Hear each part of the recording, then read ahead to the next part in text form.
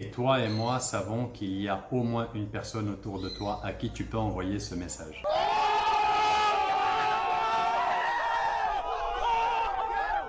What's up everybody, how are you doing today? Hopefully you're doing fine and welcome back on my YouTube channel. Et dans cette vidéo, on va s'intéresser aux 25 verbes les plus courants, les plus utilisés dans la langue anglaise. Alors c'est pas moi qui le dis, ce sont des études qui ont démontré qu'il y a une liste de 20 à 25 verbes qui sont plus utilisés que les autres.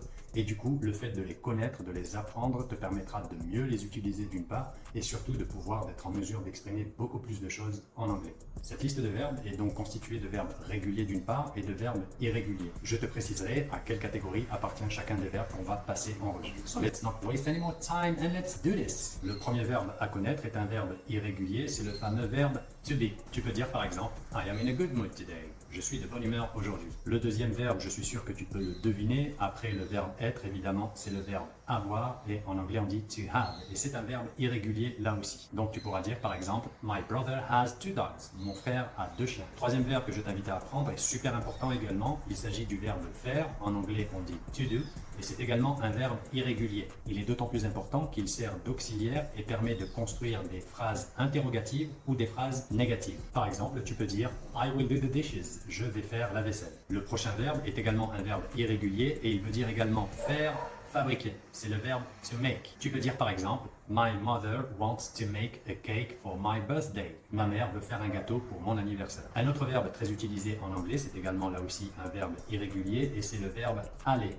To go. Sacha goes to the market every Sunday. Sacha va au marché tous les dimanches. Le prochain verbe très utilisé en anglais, c'est le verbe dire. C'est un verbe irrégulier et en anglais, on dit to say. Mom says to come and eat dinner right now. Maman dit de venir manger le dîner maintenant, tout de suite. Un autre verbe courant que tu dois apprendre, que tu dois connaître, c'est justement le verbe savoir connaître, qui est également un verbe irrégulier en anglais. C'est le verbe to know. Do you know Michael Jackson? Est-ce que tu connais Michael Jackson? Ou alors tu pourrais dire I know the answer. Je connais la réponse. Ensuite, tu as le verbe take qui est également un verbe irrégulier et qui veut dire prendre. I take the bus every day. Je prends le bus tous les jours. Ou alors you can take my phone if you want to call your mother.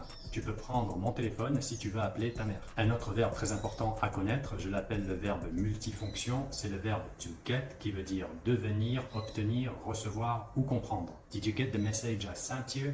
Est-ce que tu as reçu le message que je t'ai envoyé? Ou alors tu peux dire Do you get it? Est-ce que tu comprends? Ensuite, on a le verbe to give qui est un verbe irrégulier et qui veut dire donner. Can you give me your phone number? Est-ce que tu peux me donner ton numéro de téléphone? Il est très important de le connaître celui-là, notamment lorsqu'il s'agit de draguer. Tu dois également connaître et apprendre le verbe venir en anglais qui se dit to come et c'est un verbe irrégulier là aussi. Do you want to come to the party? Est-ce que tu veux venir à la fête? Tu as également le verbe voir en anglais qui est un verbe irrégulier et ça se dit to see. I can't see. Can you turn on the light? Je ne vois pas, je n'arrive pas à voir. Est-ce que tu peux allumer la lumière? Lorsque tu utilises ton cerveau, tu l'utilises généralement pour réfléchir ou pour penser. Et penser, c'est justement un verbe très utilisé. En anglais, c'est un verbe irrégulier et on dit to think. Tu peux dire par exemple I think John is coming with us. Je pense que John vient avec nous. Ou alors par exemple I need to think about it. J'ai besoin d'y réfléchir. Un autre verbe très fréquent en anglais, c'est le verbe to look qui veut dire regarder ou alors avoir l'air.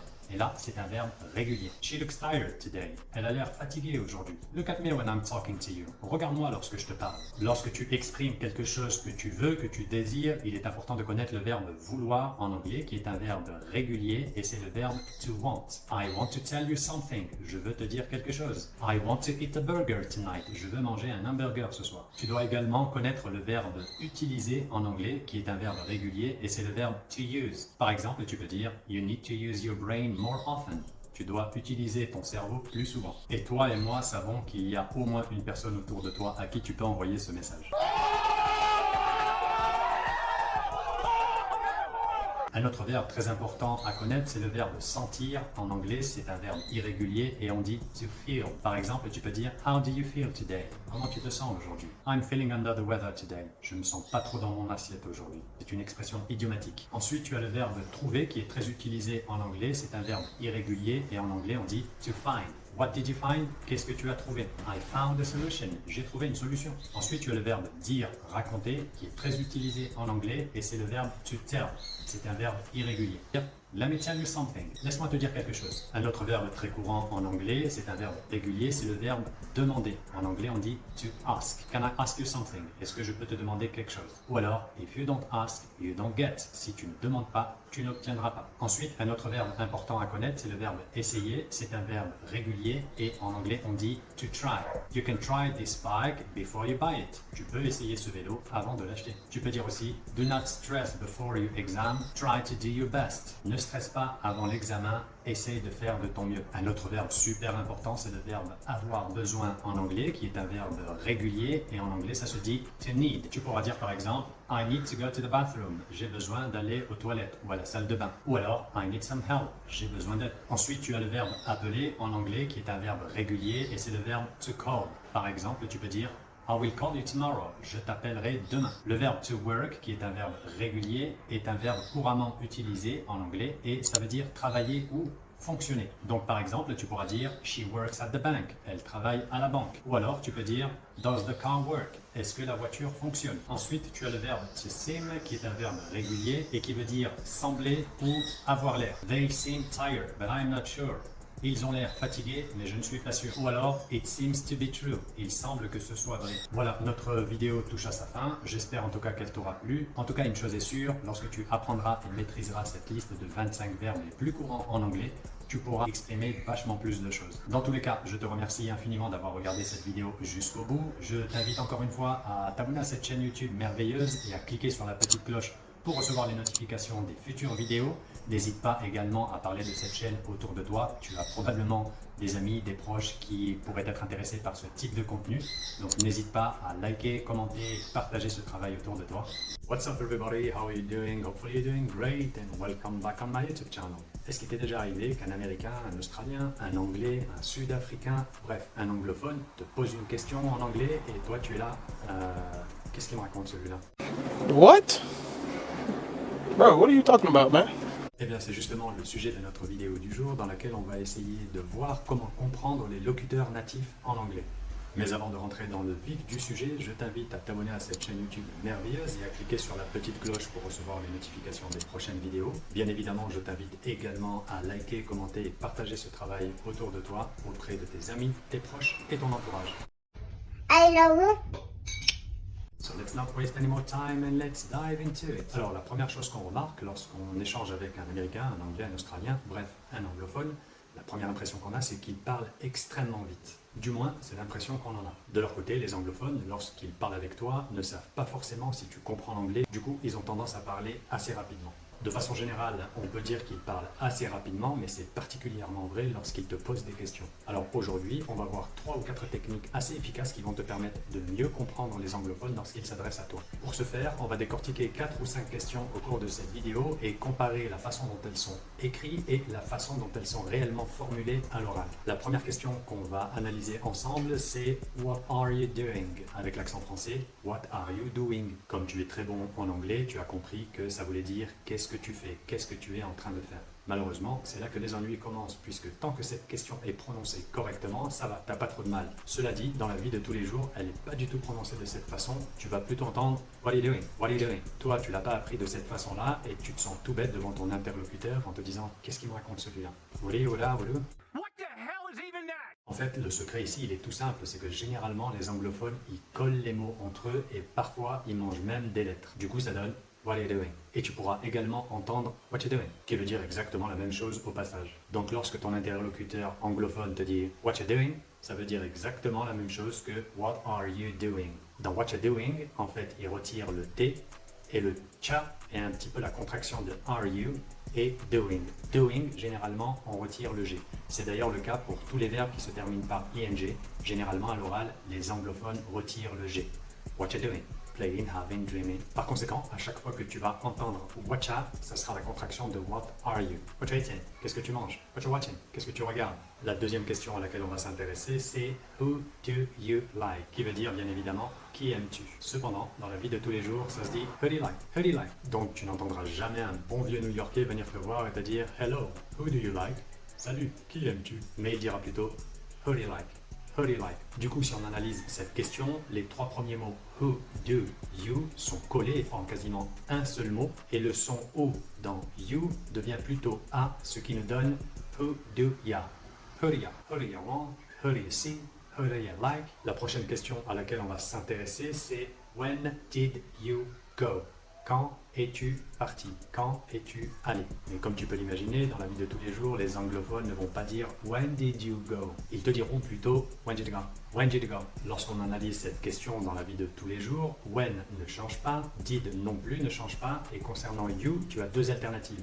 Soit tu changes le son ou en son A, when did ya, soit tu changes carrément you et tu mets ja, when did ya. When did you go? Ceci nous amène à la question suivante qui est where is she? D'ailleurs, je t'invite à me mettre dans la section commentaires la traduction de cette phrase banale. Mais comme ton esprit critique te l'a fait déduire, évidemment dans la vie de tous les jours, les anglophones ne disent pas where is she? Et ils vont plutôt dire where's she? Where's she? Donc lorsqu'on écoute attentivement la façon dont ils prononcent cette question, en fait c'est comme si on retirait le is de where is she et on le remplace par un Z. Et quasiment toute la question forme qu'un mot.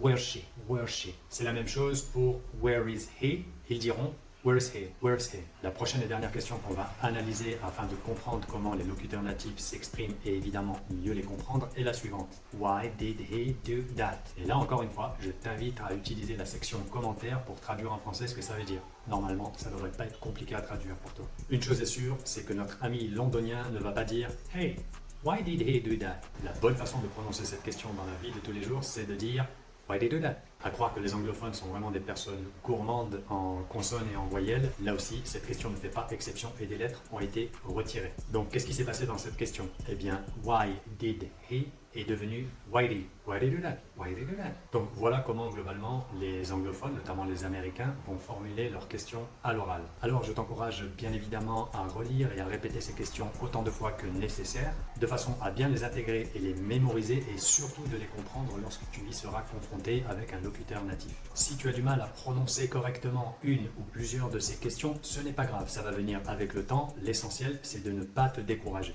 Et en plus, en gardant ton petit accent francophone, tu garderas une petite touche sexy que les anglophones apprécient particulièrement. Alors n'hésite pas à écouter et à réécouter ces questions. L'essentiel, c'est de les comprendre lorsqu'elles te seront posées. Si tu veux prononcer correctement ces phrases, alors là, il n'y a pas de secret, il va te falloir de la pratique. Du coup, n'hésite pas à prendre de temps en temps 2 minutes de ton temps et à faire des enregistrements en audio ou en vidéo. Et en te réécoutant, tu vas pouvoir faire les ajustements nécessaires qui vont te permettre d'avoir la prononciation parfaite. Dans tous les cas, j'espère que cette vidéo t'aura plu et qu'elle te permettra d'augmenter ta capacité de compréhension lorsque tu échanges avec des locuteurs natifs. J'en profite encore une fois pour t'inviter à t'abonner à cette chaîne YouTube merveilleuse et à cliquer sur la petite cloche pour être sûr de ne rater aucune des futures vidéos. N'hésite pas également à utiliser la section commentaires pour poser tes questions ou lâcher un commentaire. Et évidemment, n'oublie pas de liker et de partager ce travail autour de toi. Hi guys, how's it going? Hopefully you're doing great today and welcome back on my YouTube channel. Une chaîne YouTube merveilleuse dont le but est de t'aider à progresser régulièrement en anglais. On y aborde des sujets importants ou problématiques pour les élèves que l'on essaie de décortiquer avec des explications claires et simples. Et justement, le thème qu'on va aborder aujourd'hui, c'est les différentes manières de dire merci en anglais. Alors, tu sais probablement comment on dit merci en anglais. Ça, j'ai aucun doute sur le sujet. C'est d'ailleurs une des premières choses que l'on aborde, que l'on apprend lorsqu'on étudie la langue. Mais ce que je vais t'enseigner aujourd'hui, c'est environ une douzaine de variations sur la façon de remercier quelqu'un en fonction du contexte. Alors, avant de commencer, bien évidemment, je t'invite à t'abonner à cette chaîne YouTube merveilleuse et à cliquer sur la petite cloche pour recevoir les notifications des prochaines vidéos. Bien évidemment, je t'invite à liker, commenter, partager ce travail autour de toi auprès de tes amis, tes proches et ton entourage. So let's not waste any more time and let's do this. Alors comme je te l'ai dit tout à l'heure, je sais, en tout cas je suppose que tu sais comment on dit merci en anglais. Alors il a l'air dérisoire comme ça, le mot thank you, mais en réalité il est super important parce qu'il a une dimension sociale. Il te permet donc d'exprimer ta reconnaissance, bien évidemment. Il montre que tu es quelqu'un de très poli, très bien éduqué et surtout il te permet de construire des relations sur le long terme. Il te permet donc d'exprimer le respect et bien sûr d'obtenir du respect en échange, que ce soit de façon directe ou indirecte. Du coup, dans cette vidéo, je vais t'apprendre donc des variations de comment dire thank you sans forcément dire thank you. Cette leçon sera divisée en deux parties. Dans la première partie, on va voir les façons formelles d'exprimer les remerciements. Et naturellement, dans la deuxième partie, on va voir les façons informelles de remercier quelqu'un. Généralement, lorsque tu remercies quelqu'un, tu es reconnaissant d'une action ou d'une attention particulière qu'il a fait à ton endroit. Et justement, en anglais, il y a une expression qui dit I am grateful. Ou alors tu peux dire également I am thankful. Les deux veulent dire je suis reconnaissant. Donc par exemple, tu pourras dire I am grateful for your help. Je suis reconnaissant pour ton aide. Tu peux également utiliser l'expression I really appreciate. J'apprécie vraiment. Donc si on reprend l'exemple précédent, tu pourras dire I really appreciate your help. J'apprécie vraiment ton aide. Ou alors tu peux dire I really appreciate what you did for me. J'apprécie vraiment ce que tu as fait pour moi. Imagine, il fait super chaud et là ton pote ou ta pote te sort une bouteille d'eau et te dit tiens, bois. Tu peux lui dire thank you, mais tu peux également utiliser l'expression how thoughtful of you, ce qui veut dire quelle attention gentille de ta part, quelle gentille attention de ta part. Elle est pas mal cette expression. Comme les Français, les Anglais aiment bien manier le verbe et parfois, pour dire simplement merci, ils vont exprimer quasiment une poésie et ils peuvent utiliser l'expression suivante Words cannot express how grateful I am. On utilise un petit peu cette expression en français qui dit les mots ne peuvent exprimer à quel point je te suis reconnaissant. Je suis reconnaissant envers toi. Encore une fois, à la place de cette poésie, tu aurais très bien pu dire thank you ou alors thanks. Lorsque tu écris une lettre ou un email, tu peux conclure donc ton écrit en utilisant l'expression many thanks. Donc ces expressions qu'on vient de voir font partie justement des situations formelles, c'est-à-dire par exemple dans le cadre du travail ou dans le cadre de l'échange avec une personne que tu ne connais pas vraiment ou que tu ne connais pas du tout. Allez, maintenant jetons un petit coup d'œil aux variations de thank you dans les situations informelles, c'est-à-dire les situations de tous les jours, les rapports que tu as avec tes amis, ta famille, tes proches. Donc lorsque tu veux remercier quelqu'un de ton entourage, ta famille, tes camarades, tes potes ou quelqu'un que tu as l'habitude de voir régulièrement, comme le gérant du magasin du coin, tu peux tout simplement dire thanks ou alors thanks a lot. Merci, merci beaucoup. Donc jusqu'ici, rien de nouveau sous le soleil. On a des variantes à l'expression thanks a lot qui sont au nombre de 3 et que j'apprécie énormément. Ces variantes s'utilisent lorsque tu veux vraiment remercier quelqu'un pour t'avoir rendu service, pour t'avoir aidé, pour t'avoir conseillé par exemple. Du coup, tu peux leur dire thanks a bunch, thanks a ton, thanks a million for your advice. Merci pour tes conseils. Dans la même veine, lorsque tu veux remercier beaucoup quelqu'un pour avoir fait quelque chose, pour t'avoir rendu service, tu peux utiliser l'expression thank you so much. Merci beaucoup. Donc tu peux dire par exemple thank you so much for your explanations. Merci beaucoup pour vos explications. Merci beaucoup pour tes explications. Il y a une manière de dire merci en anglais qui est polyvalente en plus, c'est-à-dire qu'on peut l'utiliser dans différentes situations. C'est cheers. Oui, c'est ça. Cheers. Tu l'as probablement entendu dans un film ou dans une série lorsque les personnages portent un toast, ils disent cheers. Donc tu peux utiliser cette expression pour dire merci, pour porter un toast, donc en français ce serait un petit peu une façon de dire santé. Et tu peux également l'utiliser pour dire au revoir, salut. Donc lorsque tu prends congé de quelqu'un, tu peux dire cheers.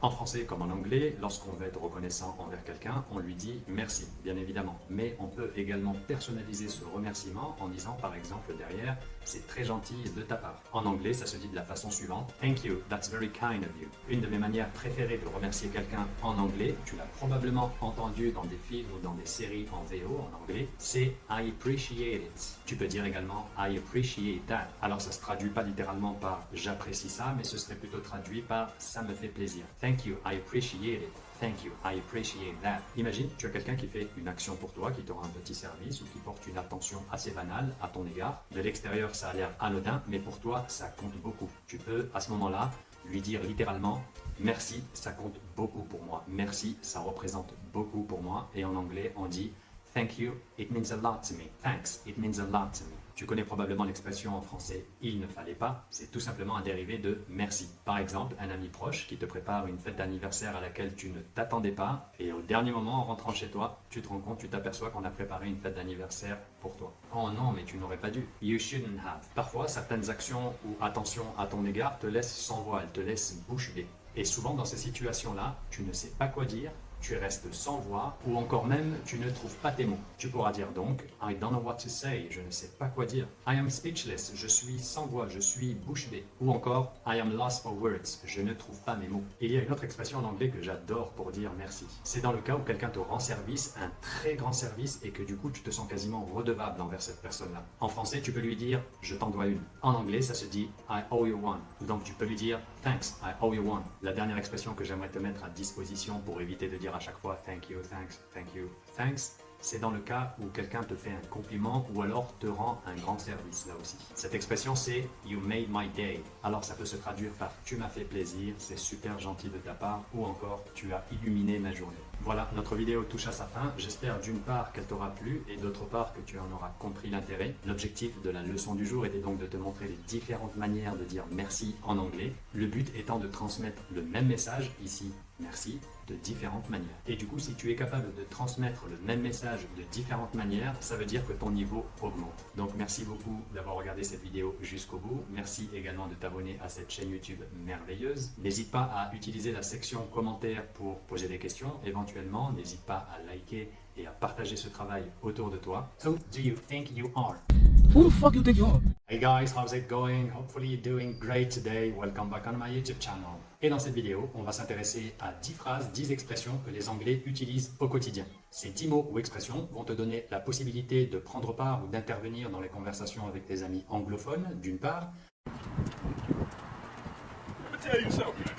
Let me tell you. et d'autre part, elles donneront une bonne impression de toi auprès de tes interlocuteurs anglophones puisque tu vas employer ces expressions, ce qui va te permettre d'utiliser un anglais plus naturel. So let's not waste any more time and let's go. La première expression à apprendre, c'est une expression que tu utilises lorsque tu es surpris par quelque chose. Cette expression, c'est no way. Ça veut dire c'est pas vrai, c'est pas possible. Imagine par exemple qu'il y a une évaluation d'anglais demain et que tu n'étais pas au courant. Ton ami vient te voir et te dit there is an English test tomorrow.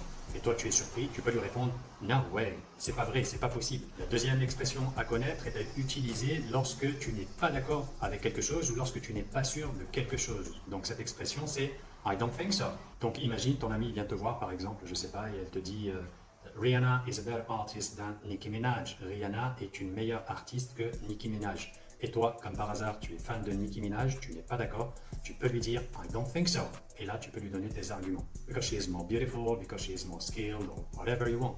Parce qu'elle est plus belle, parce qu'elle est plus compétente, ou ce que tu voudras. I think that France is gonna win the next World Cup. Je pense que la France va gagner la prochaine Coupe du Monde. What? I don't think so.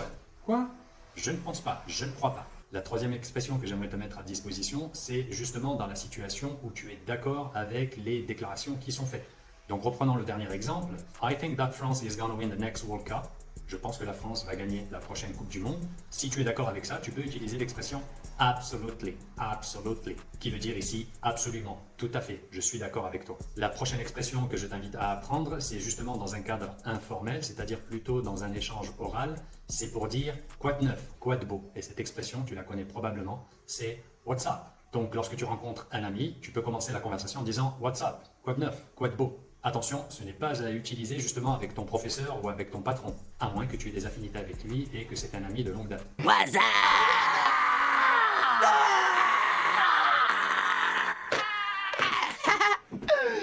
La prochaine expression que je t'invite à apprendre, c'est lorsque tu retrouves des amis et tu remarques qu'il y a quelque chose qui ne va pas. À ce moment-là, tu peux dire qu'est-ce qui ne va pas en anglais, ce sera Is there something wrong? Qu'est-ce qui ne va pas? La prochaine expression que je t'invite à apprendre, c'est pour dire quel dommage, et tu as deux possibilités pour dire quel dommage en anglais, c'est what a shame ou alors what a pity.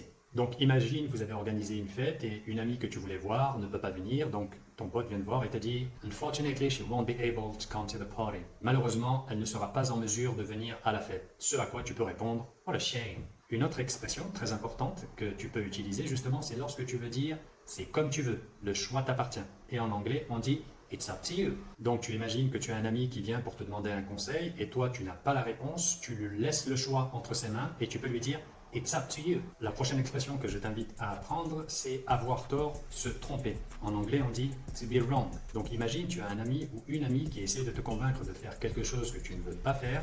À ce moment-là, tu peux lui dire if you think I'm going to change my mind, you're wrong. Si tu penses que je vais changer d'avis, tu as tort, tu te trompes. Une autre expression très utilisée, c'est pour dire ce n'est pas grave, ne t'en fais pas. Et c'est en anglais never mind. Do you need a ride? No, never mind. I prefer to walk. Est-ce que tu veux que je te ramène? Non, ne t'en fais pas. Je préfère marcher. La prochaine expression que je t'invite à apprendre, c'est lorsque tu n'aimes pas quelque chose. En français, tu dis ce n'est pas ma tasse de thé. En anglais, c'est exactement la même chose. Ce sera It's not my cup of tea. Comme tu as pu le constater, les Anglais ont plutôt un humour décapant, au point où tu n'es plus capable de faire la distinction entre une blague ou une information réelle. Donc cette expression que je t'invite à apprendre, c'est pour dire tu blagues, tu plaisantes. Et en anglais, c'est You've got to be kidding me. Une autre expression intéressante à apprendre, c'est pour les gens francs du collier, ceux qui ont tendance à dire tout haut ce que les gens pensent tout bas. Cette expression, c'est pour qui tu te prends. Et en anglais, on dit Who do you think you are? Who do you think you are? Who the fuck you think you are? La prochaine expression permet d'exprimer la surprise dans le sens positif, pour dire c'est génial, c'est super. Cette expression, c'est oh wow. Donc imagine, tu entres dans une maison qui ne paye pas de mine à l'extérieur et tu rentres à l'intérieur et on dirait un palais. Tu pourras dire à ce moment-là oh wow, what a beautiful house. D'ailleurs, on l'utilise aussi en français, cette expression. La prochaine expression, c'est le contraire. Ça te permet d'exprimer la surprise, mais dans le sens négatif. Donc c'est pour dire oh non, oh je suis désolé. Cette expression, c'est oh dear. Donc imagine, tu es avec un ami et il te dit qu'il a perdu son portefeuille. It's unbelievable, I've lost my wallet. Oh dear. C'est incroyable, j'ai perdu mon portefeuille. Oh mince, oh zut. Allez, comme je t'aime bien, je vais te donner une expression supplémentaire. L'expression que je vais te donner est utilisée tous les jours. Comment tu vas dire voilà et voilà en anglais? C'est très simple, tu as deux possibilités. Tu peux dire there you go ou alors here you are. Donc retiens bien ces deux expressions et essaie de les employer lorsque tu as des interactions avec tes amis ou avec ton professeur. Voilà, on a fait le tour des 10 expressions qui sont utilisées au quotidien par les Anglais. Dis-moi en commentaire quelle est ton expression préférée. Dis-moi également dans la section commentaires s'il y a une ou plusieurs expressions que tu ne connaissais pas. En tout cas, j'espère que cette petite leçon du jour t'aura plu. Si c'est le cas, n'hésite pas à t'abonner à cette chaîne YouTube merveilleuse et à cliquer sur la petite cloche pour recevoir les notifications. N'hésite pas également à liker, commenter, partager ce travail auprès de ton entourage, de tes amis, de ta famille. So that's all for me for the moment, guys. Just take care, have a lovely day, stay safe, of course, and speak to you soon. Cheers. Du coup, j'espère que ça va jusque-là, que tu t'accroches bien, parce que c'est pas fini. Hi there, how's it going? Hopefully you're doing great today and welcome back on my YouTube channel. Et dans cette petite vidéo, on va essayer de voir comment parler comme un locuteur natif anglais. Donc avant de parler comme un locuteur natif anglais, un native speaker, il faut bien évidemment les comprendre lorsqu'ils parlent. Et du coup, dans cette vidéo, on va s'intéresser à un cas particulier, c'est au moment où les native speakers collent deux petits mots pour en former un. Si tu veux comprendre ce que disent les native speakers quand ils s'expriment, ou encore mieux, si tu veux t'exprimer comme eux, c'est un passage incontournable. Ça va te permettre d'augmenter ta capacité de compréhension des native speakers et dans le même temps, ça va te permettre aussi d'augmenter ta fluidité lorsque tu t'exprimes. Tu vas pouvoir t'exprimer avec un anglais beaucoup plus naturel. Donc du coup, si tu trouves que ton anglais n'est pas encore suffisamment fluide à ton goût, et que tu maîtrises ces techniques que je vais te montrer, automatiquement, ton anglais sera beaucoup plus naturel, beaucoup plus fluide. So let's not waste any more time and let's go! Le premier mot que je t'invite à apprendre et que peut-être tu connais, c'est gonna. Et c'est la contraction de going to. Par exemple, si tu veux dire je vais regarder un film, généralement, toi tu vas dire I'm going to watch a movie. Cependant, les locuteurs natifs anglais vont dire I'm gonna watch a movie. C'est exactement la même chose, sauf qu'il y a une différence entre l'anglais académique et l'anglais de tous les jours. Et les native speakers utilisent l'anglais de tous les jours. Si tu veux dire je vais rentrer chez moi, généralement, toi tu vas dire I'm going to go home.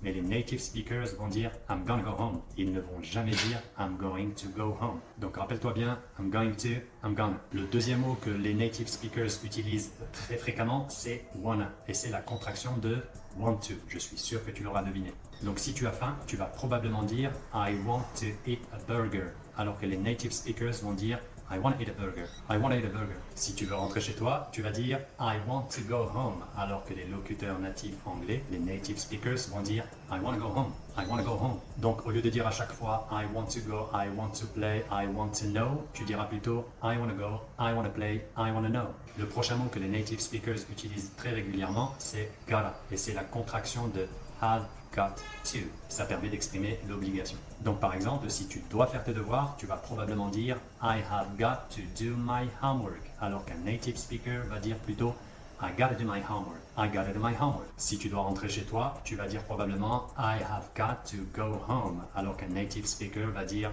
I gotta go home. I gotta go home. Cause I gotta go home.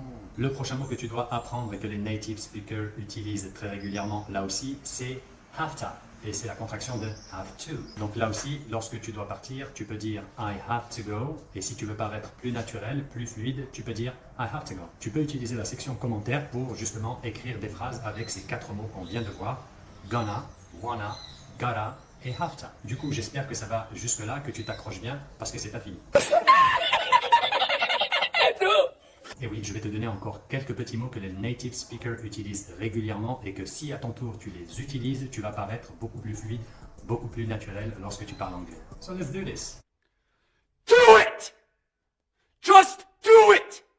Les prochains mots que je vais te faire découvrir sont au nombre de 4 et ce sont des modaux. Donc le premier modal que les native speakers utilisent régulièrement, c'est could have et c'est la contraction de could have. Du coup, toi tu pourrais dire I could have gone to Paris. J'aurais pu partir à Paris. Alors que les native speakers vont dire plutôt I could have gone to Paris. I could have gone to Paris. Tu pourrais dire aussi par exemple you could have called me.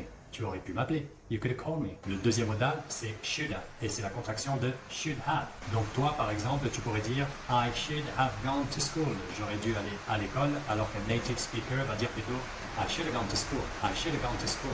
Au lieu de dire I should have done my homework, j'aurais dû faire mes devoirs. Dis-le comme un native speaker et dis I should have done my homework. I should have done my homework. Le troisième modal que je t'invite à apprendre de façon native speaker, c'est would have. Et c'est la contraction de would have. Donc au lieu de dire I would have expected more from you, tu peux dire I would have expected more from you. Je m'attendais à plus de ta part. Le prochain modal à apprendre, c'est must have. Et c'est la contraction de must have. Donc au lieu de dire he must have taken it, tu peux dire he must have taken it. Il a dû le prendre ou il a dû l'apprendre. Ça dépend de quoi tu parles.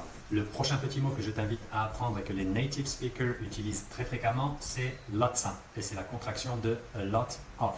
Au lieu de dire he's got a lot of money, tu peux dire he's got lots of money. Il a beaucoup d'argent. Le dernier mot que je t'invite à apprendre et que les native speakers utilisent très régulièrement, c'est sorta. Et c'est la contraction de sort of, qui veut dire un peu ou en quelque sorte. Donc tu pourrais dire par exemple I'm sort of a big brother to him.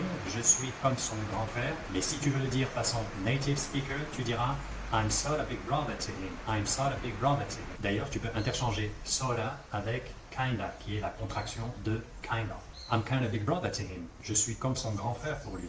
Voilà, je t'invite à apprendre au fur et à mesure cette dizaine de petits mots que les native speakers utilisent au quotidien. Aussi, n'hésite pas à utiliser la section commentaires pour écrire des phrases en utilisant ces mots-là pour me montrer que tu les as bien compris et que tu sais comment les utiliser. Bien évidemment, n'oublie pas de t'abonner à cette chaîne YouTube magnifique et à cliquer sur la petite cloche pour recevoir les notifications des prochaines vidéos. N'hésite pas également à liker, commenter, partager ce travail autour de toi, auprès de tes amis, tes proches et ton entourage. So I'm sorry, I gotta go, because I want to eat a burger. I could have stayed longer, but I'm sort of in a hurry. So that's it for me for the moment. Just take care, have a lovely day. Of course, stay safe and speak to you soon. Cheers. All in all, cats make great pets. Dans l'ensemble, les chats sont de super animaux de compagnie. What's up everybody? How are you doing today? Hopefully you're doing fine and welcome back on my YouTube channel. Et dans cette vidéo du jour, on va s'intéresser à des mots et des expressions que tu peux utiliser dans les présentations orales, lors de rédaction écrite, des dissertations ou des essais si tu es au lycée ou à l'université. Pour être plus précis, les mots et les expressions dont je te parle sont à utiliser lorsque tu as terminé de parler. Ils te permettent donc de faire des conclusions. So let's not waste any more time and let's do it. Les deux premières expressions que j'aimerais partager avec toi, c'est in conclusion et thus. La première est transparente et veut dire en conclusion.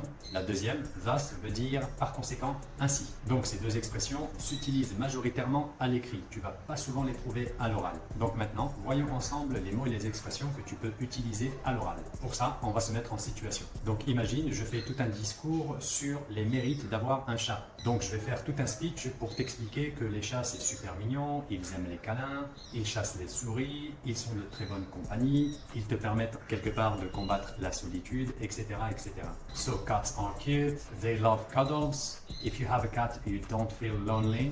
Je viens de terminer tout mon argumentaire et je vais dire to sum up, cats are great pets. Pour résumer, les chats sont des animaux de compagnie super. Je pourrais dire également cats love cuddles, so they are cute. Les chats aiment les câlins, donc ils sont mignons. Pour faire une conclusion, je peux également utiliser l'expression idiomatique in a nutshell qui veut dire en résumé, en un mot. Donc je pourrais dire par exemple, in a nutshell, cats make excellent pets. En un mot, les chats font de très bons animaux de compagnie. Lorsque tu veux faire une conclusion, tu peux également utiliser l'expression the bottom line qui veut dire en bref, pour faire court. Donc dans ma présentation pour les chats, dans ma conclusion, je pourrais dire the bottom line is cats are excellent mice hunters. En bref, les chats sont d'excellents chasseurs de souris. Si lors de ma présentation, j'ai utilisé évidemment plusieurs arguments pour valoriser les chats, je peux utiliser l'expression for these reasons qui veut dire littéralement pour ces raisons.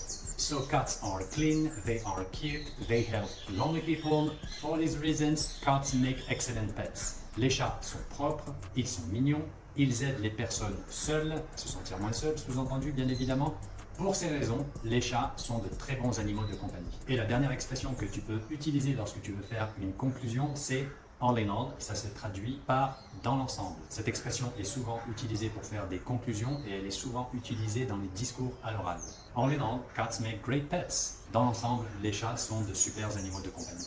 Donc voilà, maintenant tu disposes de plusieurs expressions, plusieurs alternatives qui vont te permettre de faire des conclusions en toute beauté. To sum up, these expressions are great.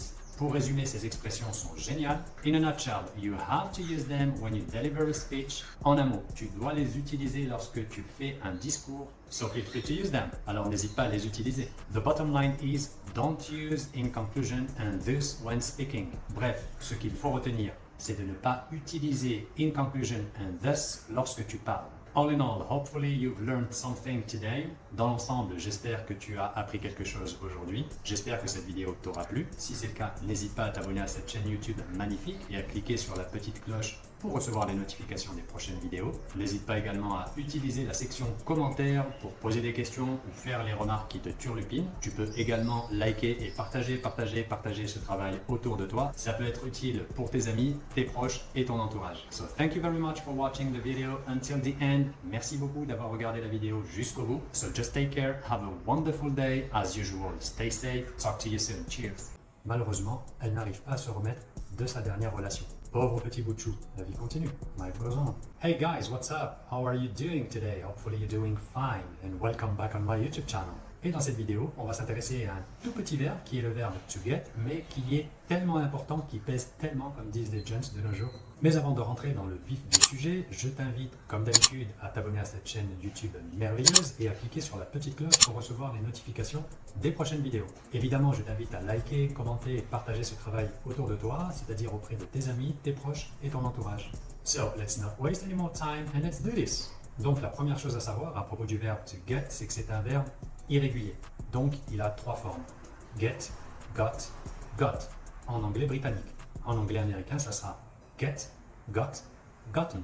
Le verbe get est utilisé pour exprimer la possession, donc dire ce que tu as, ce que tu possèdes. Pour bien comprendre, écoute les trois phrases suivantes. I got a dog, I've got a dog, I have a dog. Ces trois phrases expriment l'idée de possession, mais grammaticalement parlant, il y en a une qui est incorrecte. Alors, à ton avis, c'est laquelle? Bien joué, bonne réponse. C'est la phrase numéro 1. I got a dog. C'est grammaticalement incorrect, mais ne sois pas étonné de l'entendre à l'oral ou dans des films par exemple. I've got a dog et I have a dog veulent tous les deux dire la même chose, j'ai un chien, et ils sont grammaticalement corrects. Cependant, il y a une petite différence entre ces deux phrases. La première, I've got a dog, est un peu plus informelle. Elle est généralement plus utilisée à l'oral. Alors que la deuxième, I have a dog, est quant à elle plus formelle. Donc gardez bien en tête cette petite différence. Get veut dire également avoir, recevoir. Donc tu peux dire par exemple I got a PS5 for my birthday. J'ai eu une PlayStation 5 pour mon anniversaire. J'ai reçu une PlayStation 5 pour mon anniversaire. What a lucky guy. I got a good mark for my test. J'ai eu une bonne note à mon évaluation. So congrats. Alors félicitations. Did you get my message? Est-ce que tu as reçu mon message? Look, Sarah got beautiful flowers from her boyfriend. Regarde, Sarah a reçu des belles fleurs de son copain. Get peut également être utilisé pour dire acheter. Donc tu peux dire I need to get a new laptop or a new smartphone. I need to buy a new laptop, a new smartphone. J'ai besoin d'acheter un nouvel ordinateur ou un nouveau smartphone. Eh ouais, l'obsolescence programmée. Ou tu peux dire par exemple I'm going to get some more drinks. Je vais acheter des boissons supplémentaires. Je vais prendre des boissons supplémentaires. Si tu utilises get plus un endroit, un lieu, location en anglais, ça veut dire arriver. Donc tu peux dire par exemple I got home very late last night. Je suis rentré très tard hier soir. Tu peux dire également My mother was upset because I got late to school. Ma mère était en colère, était contrariée car je suis arrivé en retard à l'école. Jusqu'ici, rien de nouveau sous le soleil. Lorsque tu utilises get plus un adjectif ou un comparatif, dans ce cas-là, ça veut dire devenir. Voici quelques exemples. Donc tu peux dire par exemple In summer it gets hot. En été il fait chaud, la température devient chaude. Ou l'inverse, In winter it gets cold. En hiver, il fait froid, la température devient froide. Tu peux dire également It's normal to get anxious before an exam. C'est normal d'être nerveux avant un examen. On a tous connu ça plus ou moins. It's getting hotter and hotter nowadays. Il fait de plus en plus chaud de nos jours. Donc dans les exemples précédents, j'ai utilisé get plus un adjectif, alors que dans ce dernier exemple, j'ai utilisé get avec un comparatif. Voici un autre exemple. Because of my videos, your English is getting better. À cause de mes vidéos, ton anglais devient meilleur. Allez, prouve-moi que ton anglais devient meilleur en mettant dans la section commentaires une petite phrase avec get, une phrase de ton choix. On utilise également get pour dire comprendre. Tu l'entends notamment souvent dans les séries ou dans les films. I get it. Je comprends. I got it. J'ai compris. Did you get it? Est-ce que tu as compris? Do you get what I'm saying? Est-ce que tu comprends ce que je te dis? Est-ce que tu saisis ce que je te dis? Donc ici, évidemment, get a plutôt un sens informel. Sally never gets his jokes. Sally ne comprend jamais ses blagues. Donc get peut avoir plusieurs sens, notamment lorsqu'il est utilisé avec des particules et qu'il forme des phrasal verbs. Voici quelques exemples. To get over, ça veut dire récupérer d'une maladie, d'une blessure, voire d'une relation. Par exemple, tu peux dire I got over the COVID in no time. Je me suis remis de mon Covid en un rien de temps. Un autre exemple, tu peux dire Unfortunately, she can't get over her last relationship. Malheureusement, elle n'arrive pas à se remettre de sa dernière relation. Pauvre petit bout de chou, la vie continue. Life goes on. Si tu retires la particule over et que tu la remplaces par by, ça nous donne le phrasal verb to get by qui veut dire se débrouiller, faire face, s'en sortir. Voici quelques exemples. To be honest, I can't get by with this low income. Pour être honnête, j'ai du mal à m'en sortir avec ce petit salaire. Nowadays, families can't get by on only one income. De nos jours, les familles ne peuvent pas s'en sortir avec un seul salaire, une seule source de revenus. Donc malheureusement, on n'a pas le temps de passer tous les verbes à particules avec get dans cette vidéo. Par contre, voici deux expressions idiomatiques avec get. To get down on someone, ça veut dire critiquer quelqu'un. Tu peux dire par exemple, don't get down on John. Ne critique pas John. Tu peux dire par exemple, my teacher or my boss is getting down on me. Mon professeur ou mon boss, mon patron me critique. La deuxième expression idiomatique, c'est to get one's teeth into something. Littéralement, avoir ou mettre ses dents dans quelque chose. Ce qui veut dire faire quelque chose avec beaucoup de dévouement. Donc tu peux dire par exemple, I'm getting my teeth into this new project. Je m'investis, je me dévoue énormément dans ce nouveau projet. Voilà, notre vidéo touche déjà à sa fin. J'espère qu'elle t'aura plu et qu'elle t'aura permis de mieux comprendre l'utilisation du verbe get, to get. Dans tous les cas, je t'invite encore une fois à t'abonner à cette chaîne YouTube merveilleuse et à cliquer sur la petite cloche pour recevoir les notifications des prochaines vidéos et avoir accès donc à des cours simples, clairs et courts en anglais. Je t'invite également à liker, commenter et partager ce travail autour de toi, auprès de tes proches, tes amis et ton entourage. Dans tous les cas, je te remercie infiniment d'avoir suivi cette vidéo jusqu'au bout. Thanks for watching. So that's all for me, folks. Just take care, have a lovely day, stay safe, and see you soon. Cheers.